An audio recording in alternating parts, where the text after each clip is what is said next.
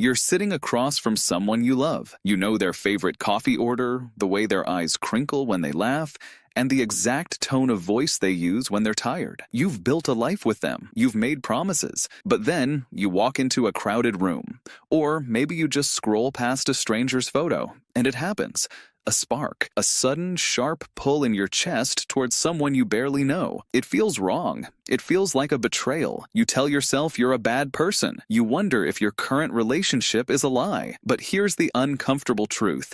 Your brain wasn't built for monogamy. It was built for survival. And in the world of biology, survival means options. You felt this tension before, haven't you? That strange, silent war happening inside your own head. One part of you wants safety, while another part of you is constantly scanning the horizon. But here's what's actually happening. Your brain is running on software that is millions of years old.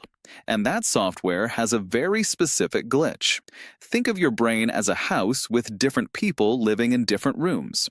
In the front room, you have the modern you. This is the person who pays taxes, likes certain movies, and values loyalty. But in the basement, there's an ancient, shadowy figure. Let's call him the primal hunter. The primal hunter doesn't care about your wedding vows. He doesn't care about your 5-year plan. He only cares about one thing: genetic diversity. To understand why this happens, we have to look at how your brain processes attraction. It's not one single feeling. It's actually 3 different systems working at the same time, often pulling you in opposite directions. First, there's the sex drive. This is the raw biological engine. It's like hunger. When you're hungry, you don't just want one specific apple from one specific tree, you just want to eat. This system is wide and unfocused. It's looking for health and vitality in everyone you meet. Then there's romantic attraction. This is the obsessive phase. It's the feeling of being in love. Your brain floods with dopamine. You lose sleep. You can't stop thinking about one person. This system evolved to help us focus our energy on a single partner to get things started. Finally, there's attachment. This is the deep, calm bond. It's powered by oxytocin.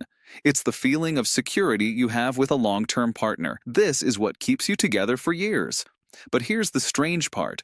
These 3 systems are independent. They aren't wired together. This means you can feel a deep soul-level attachment to your spouse while simultaneously feeling a dopamine-fueled romantic spark for a coworker, while also feeling a raw biological pull toward a complete stranger on the street. Your brain is capable of running all 3 programs at once on different people. It's like having 3 different browser tabs open. Just because you're reading an article in one tab doesn't mean the music video in the other tab isn't playing. And it gets worse. Evolutionary psychologists have a theory that's a bit disturbing.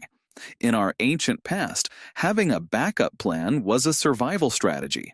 If something happened to a primary partner, having a connection with someone else ensured you weren't left alone in a dangerous world. Your brain still thinks it's living in a world of predators and scarcity. It thinks that being attracted to multiple people is a safety net. It's trying to protect you, even if it's destroying your peace of mind. This is where everything changes. In the modern world, we've been told a story.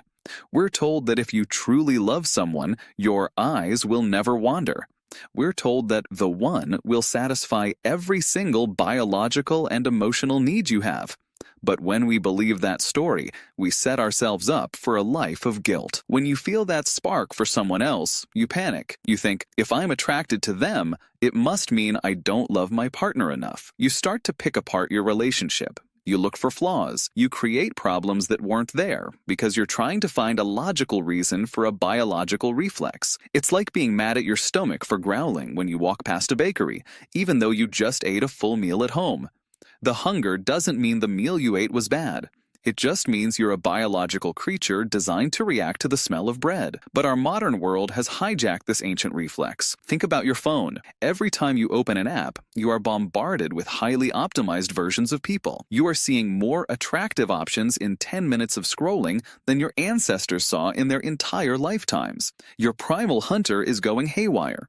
It sees thousands of potential survival partners every day. Your brain is being flooded with what-ifs. We live in an era of infinite choice, but we still have the same old brains that crave the safety of the tribe. We are caught in the middle. We want the thrill of the new, but we die inside without the comfort of the known. So where does that leave us? It leaves us with a choice. We have to realize that attraction is not a command. It's just information. When you feel that pull towards someone else, it's just your basement dweller shouting from the dark. You can hear him, you can acknowledge him, but you don't have to let him drive the car. The mistake we make is thinking that our feelings are our identity. We think that feeling attracted to someone else makes us a cheater in our hearts. But attraction is a reflex. Loyalty is a decision. True intimacy isn't the absence of attraction to others. That's impossible. You can't turn off millions of years of evolution just because you signed a piece of paper or exchanged rings. True intimacy is seeing the spark, feeling the pull, and choosing to stay anyway. It's acknowledging that your brain is a chaotic, ancient machine that wants everything, and then deciding that what you have is enough. We are the only species on Earth that can feel an instinct and say no to it. That struggle, that constant tug of war between our shadows and our light, is exactly what makes us human. The next time you feel that unexpected spark, don't run from it. Don't drown in guilt. Just look at it for what it is. A ghost from the past. A relic of a world that no longer exists. Then take a breath. Look at the person who actually knows your coffee order. Look at the person who stayed when things got hard. Your brain will always want more. But you have the power to choose who you want. And maybe that choice is more meaningful precisely because the other options exist. Love isn't a lack of temptation. It's the quiet, daily victory over it. You aren't broken. You're just human. And being human was never meant to be easy.